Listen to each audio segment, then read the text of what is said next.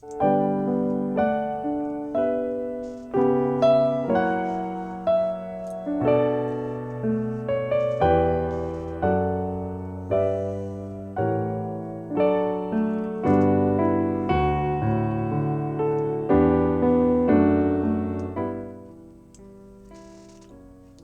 my name is Andy, and I'm a minister for Trinity of Christ Ministries. And today we're doing a Bible study in Genesis 45. I hope you'll attend and follow along. If you want to get the whole series of Bible studies, then I would go to trinityofchrist.org and go to the Bible study page. The story of Joseph starts off at either 40 or 41, Genesis 40 or 41. And we're nearing the end of the story. And so I would like to share with you up on the screen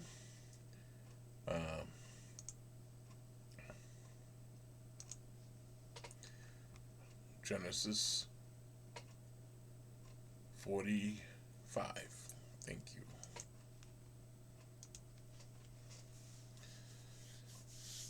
you. Okay, here we are at Joseph tells his brothers who he is.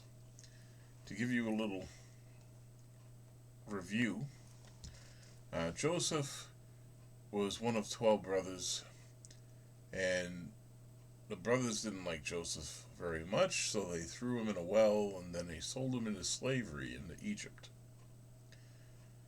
And so you would think that would be the end of the story, but it's just the beginning. Joseph, being a slave in Egypt, he was a good man, and he followed the precepts of God. And so as a slave, he became trusted and was given more and more responsibility in his master's household. But his master's wife desired him, and so she lied, trying to make it look like, Joseph had tried to have sex with her. And so the master threw him in prison. And in the prison, he was a well-behaved, godly man, and so he rose up in the prison and started taking care of the other prisoners. And he became respected in the prisons. And so a couple prisoners had dreams, and he interpreted the dreams for them, and the dreams came true. Now, a little bit later, the Pharaoh of Egypt had a dream. And so they remembered that he could interpret dreams. So Pharaoh had him brought before him. And so Pharaoh told him his dreams, and Joseph interpreted them. And the Pharaoh was so impressed that he put him in charge of all of Egypt, just under him. So Joseph, using the wisdom of God, prospered in anything he did. And his brothers, because of a famine, had come to look to buy food, and they didn't realize that it was their brother that they had to buy the food from. The very brother they threw into prison, into the well, and into slavery. So he plays a little game with them, and he gives them what they need, but he keeps insisting on seeing different members of the family. And so they keep coming back for more food because they're starving in the famine. And so he kind of has them over a barrel. And so that's where we continue with this conversation. It was quite a bit happened in previous Bible studies. So Joseph tells his brothers who he is. The brothers don't recognize him. Joseph was no longer able to control his feelings in front of his servants, so he ordered them all to leave the room.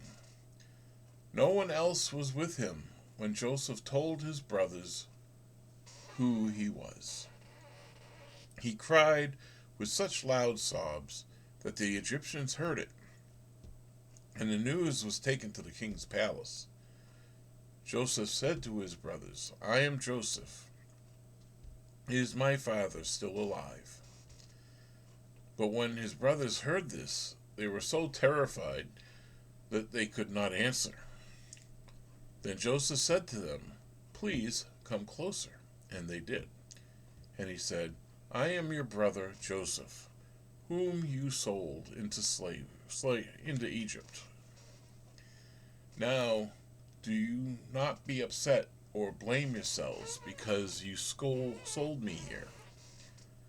It was really God who sent me ahead of you to save people's lives. This is only the second year of famine in the land, and there will be 5 more years in which there will be neither plowing or reaping. God sent me ahead of you to rescue you in this amazing way, and to make sure that you and your descendants survive. So it was not really you who sent me here, but God. He made me the king's highest official, and I am in charge of his whole country. I am the ruler of all Egypt." Can you imagine the brothers' surprise? They didn't recognize him because they didn't expect to see him alive. They had sold him into slavery in Egypt. And of course, the Egyptians wear all sorts of makeup and all sorts of other different types of clothing than they would have expected out of their brother. So they didn't recognize him. But now they're shuddering in fear because they know what they did. And yet, Joseph is having mercy on them. He still loves them despite what they did. And now he's in charge of all of Egypt. We'll continue with verse 9. "Now hurry back to my father and tell him that this is what his son Joseph says. God has made me a ruler of all Egypt. Come to me without delay. You can live in the region of Goshen, where you can be near me. You, your children, your grandchildren, your sheep, your goats, your cattle, and everything else that you have. If you are in Goshen, I can take care of you. There will still be 5 years of famine, and I do not want you, your family, or your livestock to starve." Joseph continued, "Now all of you, and you too, Benjamin, can see that I am really Joseph. Tell my father how powerful I am here in Egypt, and tell him about everything that you have seen. Then hurry and bring him here." He threw his arms around his brother Benjamin and began to cry. Benjamin also cried as he hugged him. Then, still weeping, he embraced each of his brothers and kissed them. And after that, his brothers began to talk with him. When the news reached the palace that Joseph's brothers had come, the king and his officials were pleased. He said to Joseph, "Tell your brothers to load their animals and return to the land of Canaan. Let them get their father and their families and come back here. I will give them the best land in Egypt, and they will have more than enough to live on. Tell them also to take wagons with them from Egypt for their wives and their small children, and to bring their father with them. They are not to worry about leaving their possessions behind. The best in the whole land of Egypt will be theirs." Jacob's sons did as they were told, and Joseph gave them wagons as the king had ordered, and the food for the trip. He also gave each of them a change of clothes, but he gave Benjamin 300 pieces of silver and 5 changes of clothes. He sent his father 10 donkeys loaded with the best Egyptian goods, and 10 donkeys loaded with grain, bread, and other food for the trip. He sent his brothers off, and as they left, he said to them, "Don't quarrel on the way." They left Egypt and went back home to their father Jacob in Canaan. "Joseph is still alive," they told him. "He is ruler of all Egypt." Jacob was stunned and could not believe them. But when they told him all that Joseph had said, and when he saw the wagons which Joseph had sent to take him to Egypt, he recovered from the shock. "My son Joseph is still alive," he said. "This is all I could ask for. I must go and see him before I die."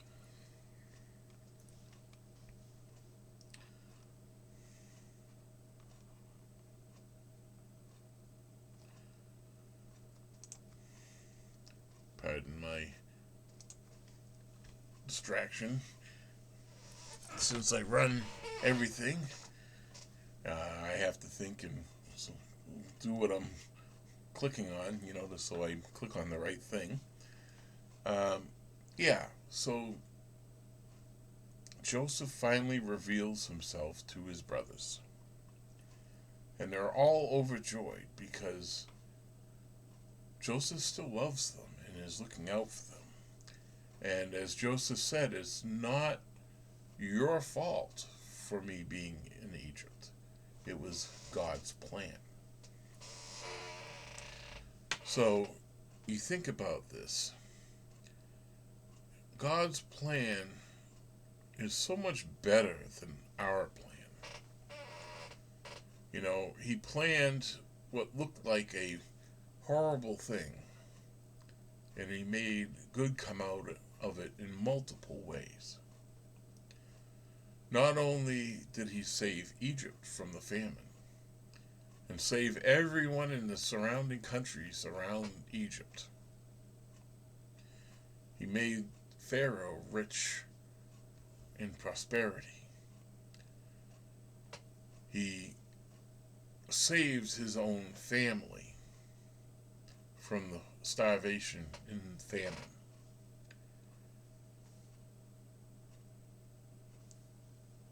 He becomes a hero in the book of God because he obeyed God. And despite whatever things looked like, he kept the faith and he lived the life that he was called to live.